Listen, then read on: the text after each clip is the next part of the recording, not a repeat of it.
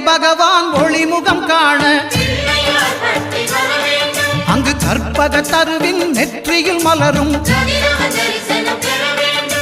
சூரிய பகவான் ஒளிமுகம் காண அங்கு கற்பக தருவின் நெற்றியில் மலரும் இருளை விலக்கி உலகை எழுப்பும் ஞாயிறு அங்கே குடியிருப்பான் அவன் ஆனை முகத்தனின் அடியவர் மனத்தில் ஒளியாய் வந்து கொலுவிருப்பான்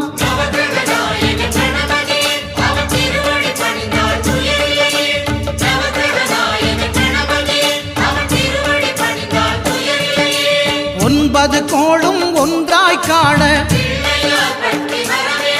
அங்கு கற்பகம் என்னும் கடவுளின் மெய்யில்